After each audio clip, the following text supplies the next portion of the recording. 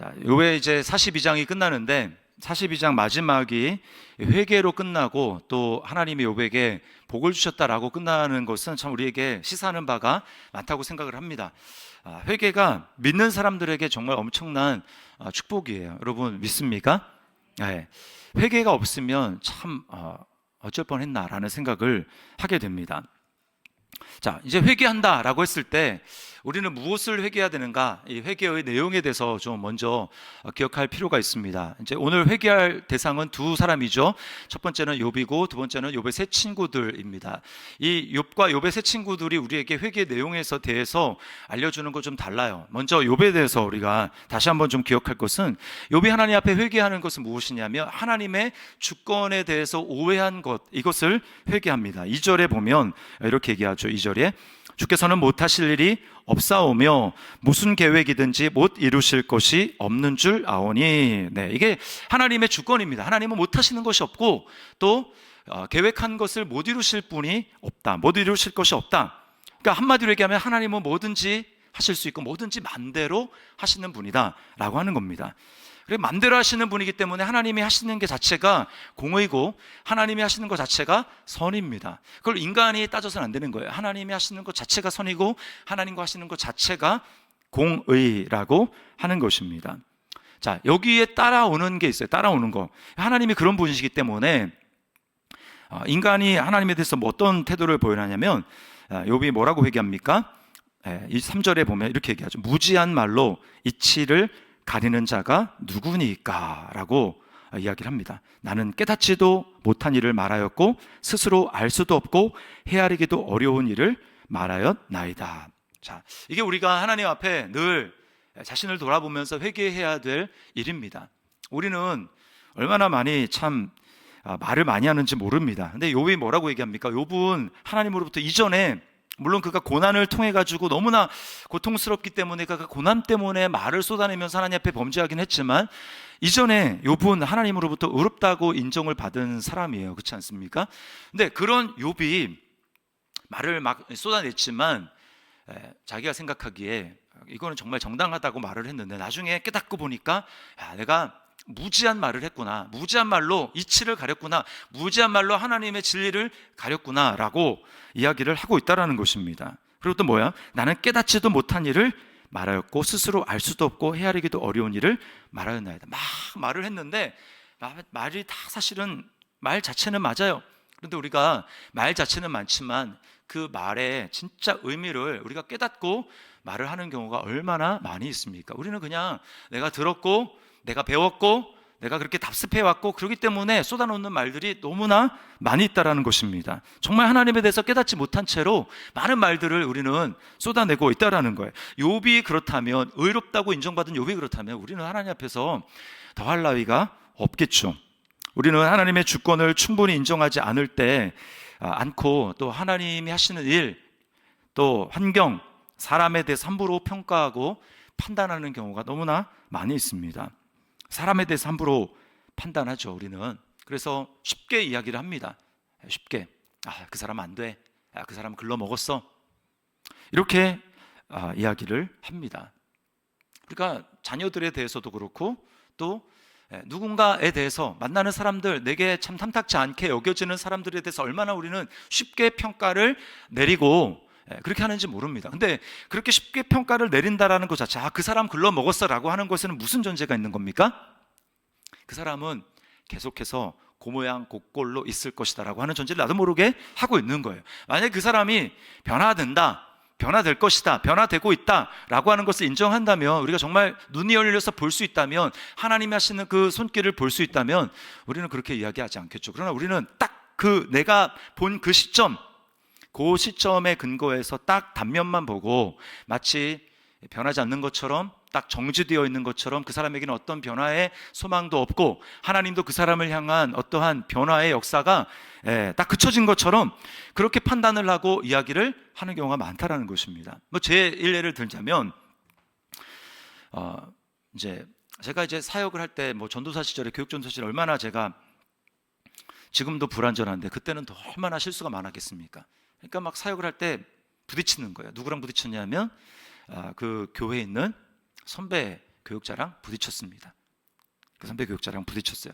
사사건건 부딪히고 결국은 둘이 교회에서 사역은 하지만 매우 불편한 그런 상황 가운데 있었습니다. 그래서 제가 금요 이제 철야를 가면은 이제 신대원 다닐 때입니다. 신대원 다닐 때 금요 철야를 가면 이제 집이 좀 이렇게 멀기 때문에 그냥 이제 우리 김정환 전사님이 하는 것처럼 교회에 가면은 교회에서 그냥 잤어요. 근데 전에는 그 교육자가 이제 아직 결혼을 하기 전에 미혼이었기 때문에 전임이었고 교회에서 이제 교회 근처에 이렇게 작은 원룸 하나를 이렇게 내준 적이 있습니다. 그래서 거기서 이제 기거를 하고 했는데 이제 동거하기 좀 불편한 관계가 되니까 이제 거기 있을 수가 없는 거예요. 그래서 제가 부서실에서 잠을 잤습니다. 그러면서 뭐 갈등이 막 심했어요. 저 입장에서는 막 그 선배가 저를 알려주고 하는데 그 모든 것이 다 저를 지적하는 것처럼 느껴지고, 그 다음에 그 지적이 왜 이렇게 듣기가 싫은지 속으로는 뭐 지는 잘났나 지는 잘하나 막 이런 생각이 마음으로 막 드는 겁니다. 그래서 결국은 이제 교회를 사임하게 됐어요. 그러고 나서 이제 한참 지난 다음에 10년 지났나? 그리고 어느 날 우연히 이제 만나게 됐습니다. 연락이 되게 됐고, 그러면서 이제 만나게 됐는데 이제 결론은 뭐냐면 그 선배 교육자가 저를 딱 보고 몇 마디 이렇게 나누면서, 그리고 아마 저는 요즘에 이제 페이스북 SNS를 안 하는데 그 당시에는 좀 있었거든요. 그러니까 제가 이제 뭐 올리는 사진이라든지 글 쓰는 글이라든지 그걸 봤나 봐요. 근데 만나면서 하는 얘기가 진짜 그렇게 막 엄청나게 바뀌었다는 거예요. 그래서 제가 뭘 바뀌었는지 물어보진 않았지만, 그러면서 그 선배 목사님이 하는 얘기가 하나님이 대단하신 건지 아니면 사모님이 대단한 건지 바뀐 거예요. 그 당시에는 얼마나 저를 막 사사건건 딱 보는 그 상황을 보고 이렇다라고 단정해서 마치 제가 변하지 않을 것처럼, 그러니까 제가 상처를 받는 거예요. 그렇지만 너는 이제 앞으로 될까, 이렇게 좀 소망 있게 얘기했으면 좋은데 저한테 얘기를 하는 거 마치 제가 변치 않을 것처럼 이야기를 하니까 제가 이제 상처를 받았단 말이죠. 그러니까 안 변할 것 같았던 저도 변했단 말이에요. 변했습니다. 변하고 있고. 그러니까 우리가 사람에 대해서 판단할 때 매우 조심해야 되는 겁니다. 내가 지금 어떤 마음의 자세를 가지고 어떤 그 뉘앙스를 가지고 어떤 렌즈를 가지고 그 사람들을 바라보고 있는가라고 하는 것을 우리가 매우 숙고를 할 필요가 있는 거예요. 그런 뿐만 아니라 우리는 또 함부로 쉽게 얼마나 교회에 대해서 판단을 많이 합니까? 제가 정말 듣기 싫은 말 중에 하나, 한국교회에 대해서 얘기하는 거예요. 한국교회에 대해서. 한국교회. 자기도 한국교회잖아요. 자기는 한국교회 아닙니까? 정말 예수님 믿는다면 자기도 한국교회잖아요. 한국 사람이면 교회는 개개인도 있을 뿐만 아니라 그 개개인이 모여서 교회가 되지 않습니까? 하나님이 그것을 보시는데 한국교회에 대해서 얘기를 하면 마치 자기는 외부인인 것처럼, 외부인입니까? 아니잖아요. 그렇게 돼서 거기에 대해서 막 뭐라고 얘기하고 침을 뱉으면 그 다 자기 얼굴에 오는 거란 말입니다. 그리고 한국교회를 얼마나 많이 봤습니까? 모든 교회를 다 리서치를 해봤습니까? 모든 목사님들 다 만나봤습니까? 다 조사를 해봤습니까? 아니잖아요. 정말 몇몇 경험한 거, 그 외에는 뭐 다 언론에 나온 이야기, 뭐 책에서 좀 본 거, 이런 거 가지고 뭐 한국교회가 어떻다 저떻다, 우리는 그 말을 매우 조심해야 하는 거예요. 주님이 그것을 기뻐하지 않으십니다. 그래서 우리는 말을 할 때 매우 조심해야 되는 거예요. 특별히 판단하는 말에 대해서 매우 조심해야 됩니다. 로마서 2장 1절 말씀, 우리 자막을 한번 보고 로마서 2장 1절 자 같이 읽습니다. 시작. 그러므로 남을 판단하는 사람아, 누구를 막론하고 네가 핑계하지 못할 것은 남을 판단하는 것으로 네가 너를 정죄함이니 판단하는 네가 같은 일을 행함이니라. 이게 제 말이 아니라 주님의 말씀입니다. 뭐라는 거예요? 내가 너를 정죄한다. 남을 판단하는 것으로 네가 너를 정죄한다. 왜? 너도 똑같은 일을 하고 있기 때문에. 우리는요, 우리 자신을 보지 못합니다. 우리는 우리 자신을 보지 못해요. 인간이 죄인이라는 게 바로 그런 거예요. 자기 자신에 대해서만 맹인입니다. 남은 얼마나 잘 보는지 몰라요. 그렇기 때문에 판단하는 것으로 나도 모르게 내가 나를 정죄하는 것입니다. 같은 일을 행함이니라. 이게 주님이 말씀하시는 거예요. 아닌 것 같은데? 그건 여러분이 틀린 겁니다. 지금 못 보고 있는 뿐이지 주님은 네가 너를 정죄하고 있다. 너 계속 그렇게 할래? 라고 말씀하는 거예요. 우리는 중요한 것이 있습니다. 내가 얼마나 근사한 말, 멋있는 말, 그럴듯한 말을 하는가가 중요한 게 아니라 나의 그 말을 통해서 더 덕을 세울 수 있느냐, 이게 정말 중요해요. 덕을 세울 수 있는가. 고린도전서에서 이 덕을 세운다라고 하는 오이코도메오라고 하는 이 말은요, 무슨 뜻이냐면, 덕을 세운다라는 말은 집을 건축한다라는 뜻입니다. 오이코스가 집이거든요. 그러니까 오이코도메오는 덕을 세운다라고 번역되어 있지만 원래 원어적인 의미는 뭐냐면 집을 세우는 거예요. 내 말로 하나님의 집을, 교회를, 공동체를 세울 수도 있고 허물 수도 있다라는 겁니다. 그러니까 중요한 거는 내 말을 통해서 내가 지금 하고 싶은 말인데, 이걸 판단하는 말인데, 이걸 통해 가지고 내가 속 시원하게 말을 쏟아놓지만 이걸 통해 가지고 공동체가 세워질까? 공동체에 유익이 될까? 아니면 오히려 공동체가 나누어지고 분란이 일어나고 혼란스럽게 만들고 하는 것일까? 이거를 잘 기억해야 되는 거예요. 고린도전서 10장 23절 말씀을 함께 읽어보겠습니다. 시작. 모든 것이 가하나 모든 것이 유익한 것은 아니요 모든 것이 가하나 모든 것이 덕을 세우는 것은 아니니. 모든 게 다 가요. 우리가 예수 믿는 사람으로서 하나님이 우리에게 자유를 주셨기 때문에 우리가 모든 거 다 할 수 있습니다. 이것도 하고 저것도 하고 다 할 수 있어요. 근데 중요한 건 무엇입니까? 모든 것이 다 가능하지만 모든 게 다 유익한 건 아니다. 모든 게 다 허용되지만 모든 것이 다 덕을 세우는 것은 아니다. 덕을 세운다는 말은 공동체를 세우는 것은 아니다 라고 하는 겁니다. 우리가 중요한 것은 하나님의 나라는 내가 얼마나 많은 유창한 말을 하는 게 아니라, 하나님의 나라는 그래서 내가 그 말대로 살아갈 수 있는 그런 능력이 있는가라고 하는 겁니다. 얼마나 많은 말을 쏟아내고 많은 말을 가지고 판단하고 하는 것이 중요한 게 아니라, 하나님의 나라는 말에 있지 않아요. 그러니까 바울 사도가 뭐라고 얘기합니까? 고린도 교회에 얼마나 언변 좋은 사람이 많은지, 그리고 철학의 그 수사학을 통해 가지고 얼마나 웅변을 하고 그런 사람들이 많이 있는지, 바울 사도가 근데 뭐라고 얘기합니까? 내가 가서 너희 말이 아니라 너희 능력을 시험해 보겠다. 정말 그렇게 말한 대로 살고 있는지, 너희 삶을 통해서 예수 그리스도가 그렇게 나타나고 있는지, 주의 말씀대로 이루어지는 삶을 살아가고 있는지, 내가 너희 말이 아니라 너의 능력을 시험하겠다. 그러면서 고린도전서 4장 20절에 이렇게 말합니다. 우리 같이 한번 읽어보겠습니다. 시작. 하나님의 나라는 말에 있지 아니하고 오직 능력에 있습니다. 네, 우리가 이거 꼭 기억해야 됩니다.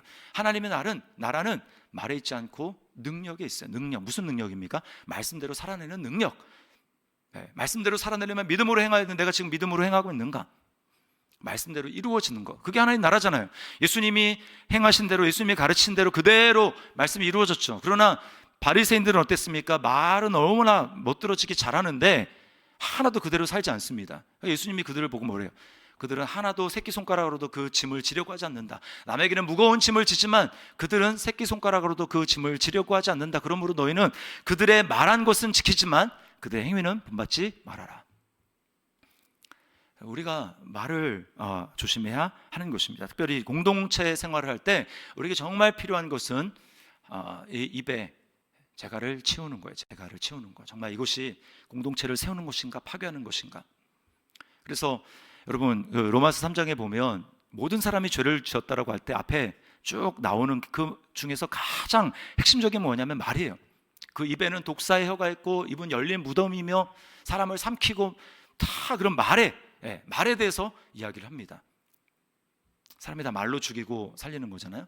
근데 성령께서 임하시면 어떤 일이 일어납니까? 제일 먼저 일어나는 게 입이 달라지는 거예요. 입이 혀의 통제를 받습니다. 방언을 말했다. 이게 뭐예요?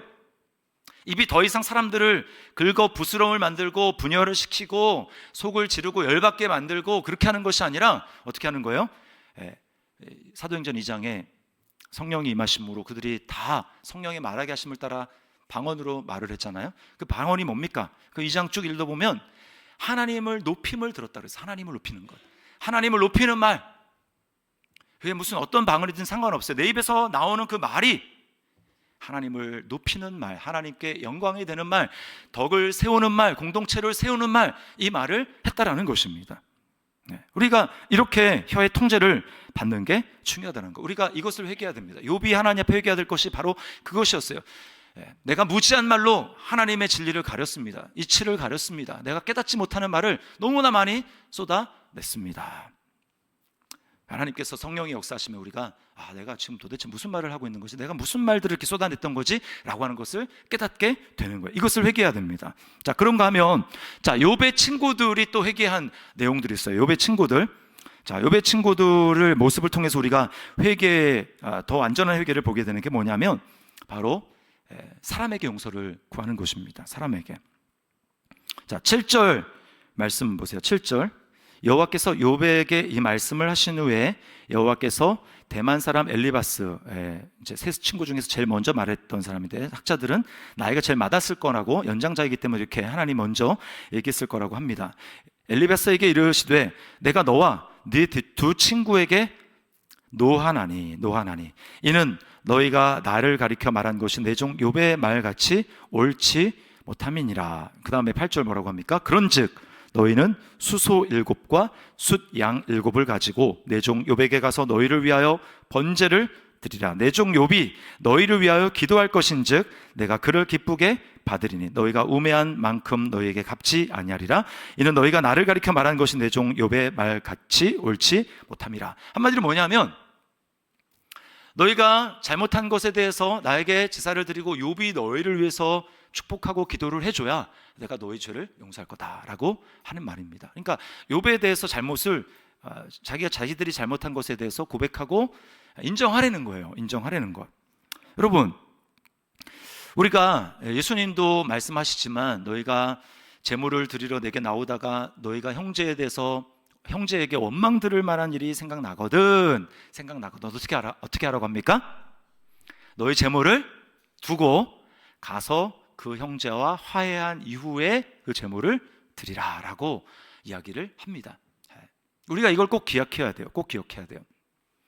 내가 하나님 앞에 다 용서받았는데 뭐 저 사람에게 용서를 구해야 됩니까? 라고 이야기를 하는 사람은 하나님의 용서를 알지 못하는 사람입니다. 진짜 하나님의 용서를 받았는지 한번 심각하게 고민을 해봐야 돼요. 내가 하나님 앞에 용서받으면 됐지 뭘 저 사람에게까지 그렇게 용서를 구해야 하고 그렇게 막 구차하게 비굴하게 꼭 그럴 필요가 뭐가 있습니까?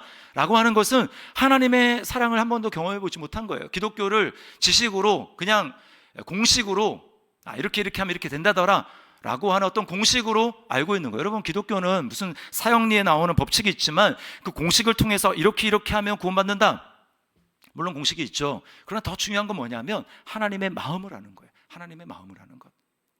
마치 이것과 같습니다. 내가 하나님과 사람과 사이 말고 하나님과 죄를 지은 데 있어서 내가 하나님 앞에 죄를 지었으니까 하나님 나를 용서해 주시겠지. 그리고 이제는 내가 모든 죄를 용서받았다며, 과거와 현재와 미래의 모든 죄를 용서받았으니까 이제 그러니까 좀 이렇게 맘대로 살아도 되는 거 아니겠어? 라고 얘기를 한다면 그 사람이 정말 하나님의 은혜를 받았는지를, 정말 나 때문에 십자가에서 피를 흘려 잔혹하게 죽을 수밖에 없었던 죄의 비참함과 죄의 참혹함에 대해서, 죄에 대해서 정말 진노하시며 심판하시는 그 하나님의 공의를 아는 사람인가? 아니면 그냥 지옥에 가는 게 무서워가지고 그것을 피하려고 하는 건 아닌가? 나 때문에, 그 죄 때문에, 죄의 하나님이 죄에 대해서 진노하시는 그 죄 때문에 예수님이 죽어야만 했고, 그 예수님의 죽으심으로 내가 구원받았다면, 내가 그거를 알고 하나님 앞에 정말 감사함으로 구원을 받았다면, 여러분 어떻게 예수님을 그렇게 죽게 만드는, 그러나 사실은 내가 죽어야 되는 그렇게 참혹한 그 죄에 대해서 그렇게 쉽게 이제는 내가 자유함을 얻었으니까 내가 이제 죄를 좀 져도 되겠지, 어떻게 그렇게 생각할 수 있겠냔 말이에요. 어떤 목사님이 적절한 예를 말씀해 주신 게 생각이 나는데, 내가 불장난하다가 집에 홀라당 타가지고 나는 살았는데 부모님이 그것 때문에 죽었다고 한번 생각을 해보십시오. 불장난을 하겠습니까? 그 다음부터? 안 하죠. 왜? 그 대가가 얼마나 처참한지를 아니까 너무나 후회스러운 마음으로 그거 안 하는 겁니다. 머리로 아는 게 아니라 주님의 이 심정을 알아야 되는 거죠. 마찬가지로 사람에 대해서도 마찬가지입니다. 하나님 사랑과 사람 사랑은 연결되어 있습니다. 이건 절대로 나눠지는 게 아니에요. 십계명의 첫째 돌판과 둘째 돌판은 발음이 안 나오네. 둘째 돌판은 같이 있는 겁니다. 하나님을 전심으로 목숨을 다해서 사랑하면 둘째 계명, 내 이웃을 내 몸같이 사랑하게 되는 삶을 자연스럽게 사는 거예요. 그래서 성경이 뭘 얘기합니까? 요한일서에 우리는 요한복음 3장 16절만 하죠. 하나님이 세상을 이처럼 사랑하사 독생자를 주셨으니 이는 그를 믿는 자마다 멸망하지 아니하고 영생을 얻게 하려 하심이니라. 그러나 요한일서 3장 16절도 있습니다. 요한일서 3장 16절. 요한일서 3장 16절. 제가 내용은 생각이 나는데 지금 정확하게 아는데 우리 같이 한번 찾아볼게요. 요한일서 성경을 이건 자막이 준비 안 됐어요. 지금 생각난 말이기 때문에. 요한일서 3장. 성경 거의 제일 끝에 있는 거 아시죠? 요한일서 3장 16절. 신약 391면에 있습니다. 요한일서 3장 16절. 자, 같이 한번 읽어보겠습니다. 시작. 그가 우리를 위하여 목숨을 버리셨으니 우리가 이로써 사랑을 알고 우리도 형제들을 위하여 목숨을 버리는 것이 마땅하니라. 아멘. 여기 우리라고 했죠. 우리. 이거는 이 편지를 쓴 사도급에 해당되는 사도 요한만 해당되는 게 아니라 여기 우리는 누굽니까? 요한일서 이제 2장 뒤로 넘기면 5장인데 내가 하나님의 아들의 이름을 믿는 너희에게 라고 한 걸 보니까 이 우리는 누구예요? 그냥 사도 굉장히 이제 높은 급에 해당되는 사람만 아니라 누구예요? 하나님의 아들의 이름을 믿는 예수 믿는 사람들, 이 사람들이 우리예요. 뭐라고 얘기합니까? 그가 우리를 위하여 그가 성도를 위하여, 그가 그리스도인을 위하여 목숨을 버리셨으니 우리가 이로써 사랑을 알고 우리도 그리스도인도 성도도 형제들을 위하여, 여기 형제는 육신의 형제 아닙니다. 믿음의 형제 자매들이에요. 우리도 형제들을 위하여 목숨을 버리는 것이 어떻게 해요? 마땅하니라. 마땅하니라. 마땅하다는 건 너무나 당연하다는 얘기입니다. 연결되어 있어요. 하나님의 사랑과 사랑은 연결되어 있습니다. 사람에 대해서 함부로 합니까? 그 사람은 하나님의 사랑을 모르는 겁니다. 그래서 여러분, 우리는 내가 성령님께서 어떤 잘못을 깨닫게 해주셨다, 누구에 대해서 내가 마음 아프게 한 게 생각났다, 그러면 하나님 앞에도 당연히 죄를 고백하지만 그 사람에게 가서 용서를 구해야 됩니다. 용서를 구하고 화해해야 합니다.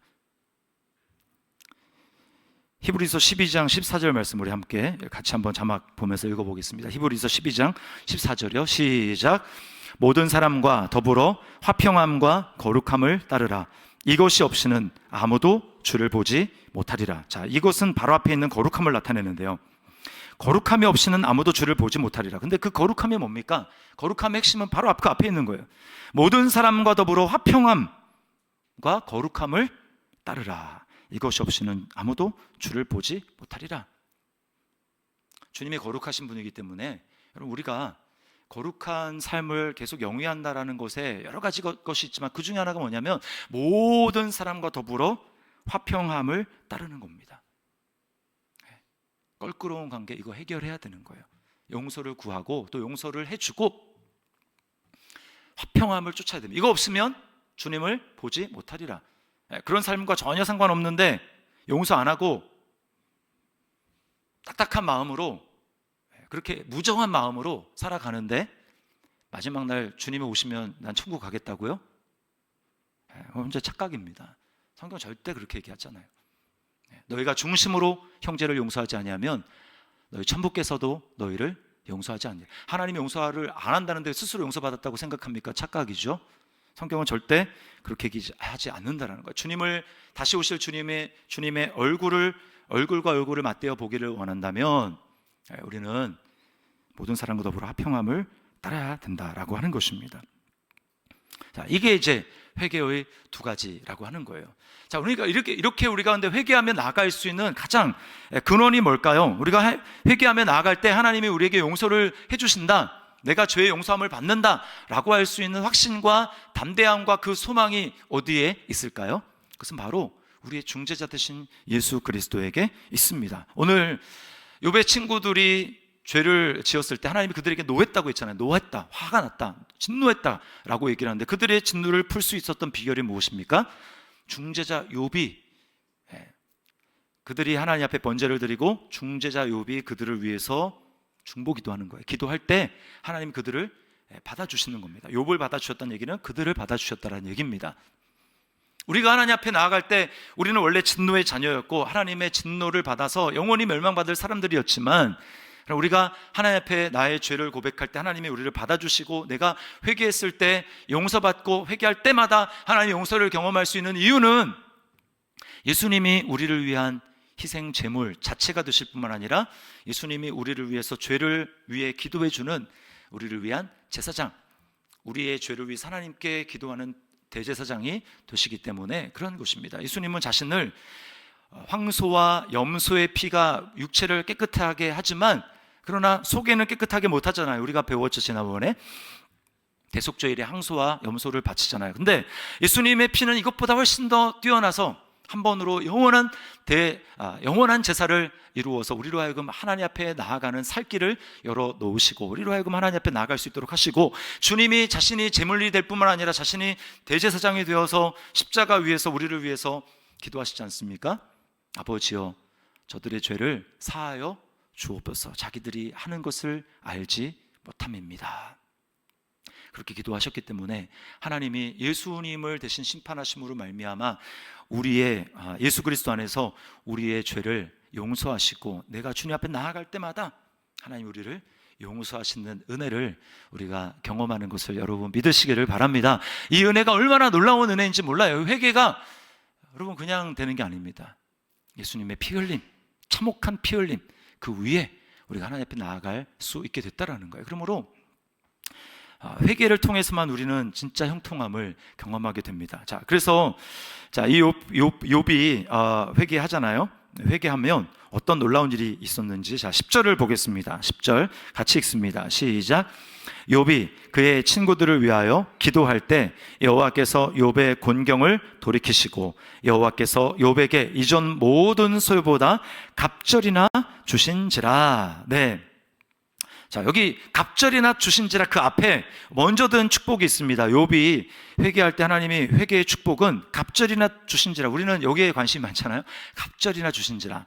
근데 사실은 그 전이에요. 자, 욥의 뭘 돌이키셨어요?